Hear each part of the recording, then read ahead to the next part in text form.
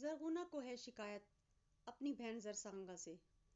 جوانی میں جب اس کا شوہر فوت ہوا تو اس کے رویہ کیا رہا، آئیے ریویو کرتے ہیں سنگ ماں کو۔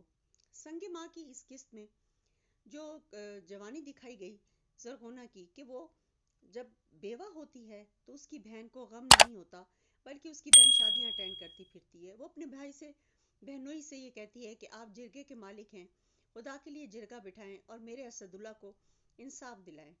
وہ لوگ جو ہیں اس میں کوئی زیادہ سیریس نظر نہیں آتے، بلکہ الٹا اس کی بہن کہتی ہے کہ بس یہ تمہاری عدت گزرتے ہی ہم تمہاری شادی کر دیں گے۔ یہ بات سن کے اس کو اتنی تکلیف ہوتی ہے کہ وہ کہتی ہے کہ آج کے دن کے بعد میں تمہارے گھر نہیں آؤں گی اور میں یہاں پر تمہاری شکل نہیں دیکھوں گی۔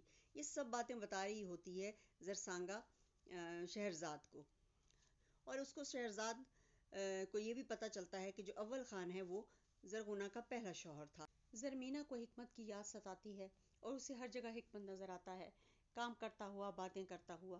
وہ اس سے باتیں کرتی ہے اور روتی ہے اور کہتی ہے کہ میں شاید اسی میں پاگل ہو جاؤں گی اور تم مجھے نہیں ملو گے۔ دوسری طرف جو ہے حکمت، وہ پوری کوشش کر رہا ہے کہ اس کا بھائی مان جائے۔ اس نے پہلے جرگہ بھی بھائی کے پاس بھیجا تھا۔ جرگہ نامراد آتا ہے اور جرگہ اس کو کہتا ہے کہ تم نے ہماری بے عزتی کروائی ہے اور اس نے ہمیں بہت سی باتیں سنائی ہیں۔ حکمت جو ہے وہ پریشان ہو جاتا ہے۔ حکمت کے باپ کو پتہ چلتا ہے کہ اس نے جرگہ بھیجا تھا تو وہ حکمت کو مارنے کے لیے لپکتا ہے، جس پہ اس کا وہ ہاتھ پکڑ لیتا ہے۔ شہرزاد جو ہے وہ زرغونہ کے پاس جاتی ہے تو زرغونہ اس سے معافی مانگتی ہے اس دن کے رویے کی۔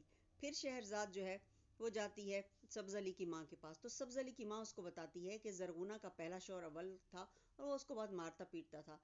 اس کو اس کے طلاق دینے کے بعد اس نے اس کے بھائی اسد اللہ سے شادی کی تھی، اور اسد اللہ جو ہے وہ بہت اچھا انسان تھا۔ اور وہ کہتی ہے کہ نہیں، زرغونہ تو کوئی معصوم نہیں لگتی، وہ تو بہت ہی غصے والی ہے۔ لیکن وہ کہتی ہے کہ نہیں، زرغونہ جو ہے وہ پہلے بالکل بکری ہی تھی، یعنی کہ بہت ہی بزدل تھی۔ اپنی بڑی بہن کے ساتھ جو ہے وہ اس کے گھر رہا کرتی تھی۔ حکمت اپنی ماں سے کہتا ہے کہ چلیں رسم کرنے چلیں۔ اس کی ماں روتی ہے کہ اگر میں رسم کرنے چلی گئی تو یہ دونوں بھائی اپنے سامنے کھڑے ہو جائیں گے اور میرے بیٹے جو ہے آپس میں لڑ پڑیں گے۔ تو شہرزاد اس کو سمجھاتی ہے کہ ایسا نہیں ہوگا، لیکن وہ بہت زیادہ روتی ہے۔ دوسری طرف جو ہے سبز علی کی ماں جرگے والوں سے کہتی ہے کہ تم لوگوں کو میرے غریب بیٹے پہ جو ظلم ڈھایا ہے، یا تو اس کی معافی مانگو یا فوراً سے جرگہ بٹھاؤ۔ جو ہلمند ہے اس کو پتہ چلتا ہے کہ جو سبز علی ہے وہ اس کو آ کے بتاتا ہے کہ کس طریقے سے باپ بیٹا ایک دوسرے کے آمنے سامنے کھڑے ہو گئے ہیں، اور وہ اس کو بتاتا ہے کہ جب مارنا چاہا اس کے باپ نے اس کو، تو اس نے اس کا ہاتھ پکڑ لیا۔